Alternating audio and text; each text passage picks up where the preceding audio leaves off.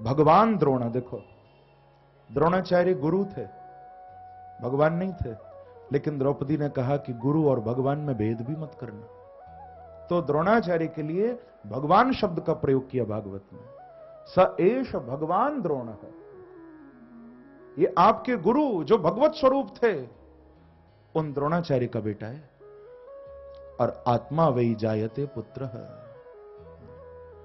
बेटा पिता की आत्मा होता है। तो आप तो ये समझो कि ये गुरु का बेटा नहीं, आपके गुरु ही खड़े हैं और आप मार रहे हो इनको।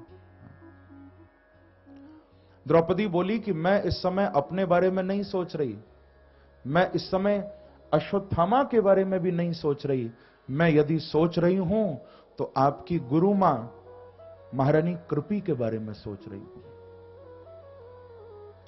द्रोणाचार्य की पत्नी थी कृपी।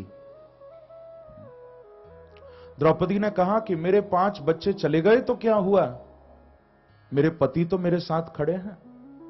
लेकिन क्या आप भूल गए कि आपके गुरुदेव द्रोणाचार्य महाभारत युद्ध में वीर गति को प्राप्त हो चुके हैं, मारे जा चुके हैं। यानी आपके गुरु मां के पति तो चले गए, अब यदि बेटे को भी मार दोगे तो तुम्हारी गुरु मां का सहारा कौन होगा। इतनी बड़ी बात कौन सोच सकता है।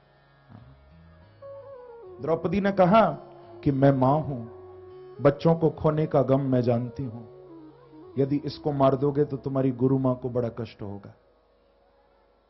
मां के हृदय की बात मां ही समझ सकती है। Mother is an embodiment of love, साकार मूर्ति है प्रेम की। यदि भगवान की इस दुनिया में कोई साकार मूर्ति हो सकती है बंधुओं, तो शायद वो मां ही है। मां से बड़ी मूर्ति नहीं हो सकती।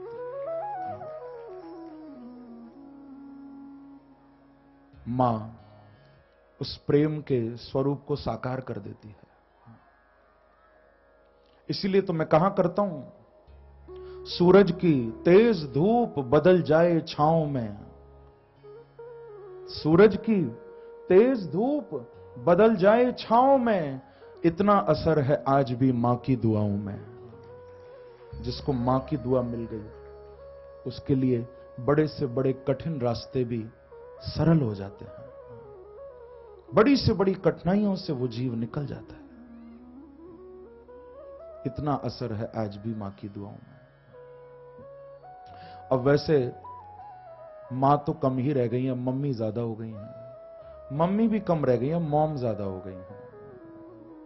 क्या करें, शायद इसीलिए दुआओं का असर भी खत्म होता जा रहा है। पिता भी कहां रह गए, अब पापा रह गए। पापा भी कम है, अब तो डैड ही रह गए। क्या करें, इसीलिए तो दुआओं का असर भी कम हो रहा है। आपको मालूम है, मेरे पूज्य गुरुदेव बताया करते हैं, ये जो लोग बोलते हैं पापा, उनको अर्थ भी पता होना चाहिए। संस्कृत में जब पाप शब्द के रूप चलते हैं तो कैसे चलते हैं?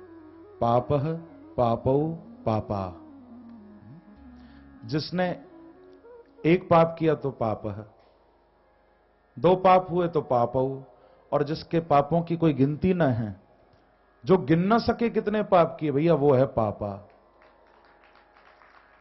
जिसने अनगिनत पाप कर डाले। प्रेम से कहिए श्री राधे। तो मां के हृदय को मां ही जान सकती है, और कौन समझेगा।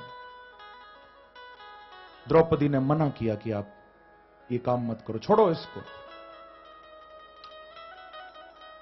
अर्जुन ने भगवान की ओर देखा, भगवान ने भी संकेत किया था, ब्रह्म बंधुर न हंतव्य आतताई बधारहण। भगवान के इस संकेत को पहचान कर अर्जुन ने विलंब नहीं किया। अश्वत्थामा के मस्तक में एक मणि थी, तलवार की नोक से उस मणि को निकाल लिया और अश्वत्थामा को अपमानित करके राज्य से बाहर निकलवा दिया।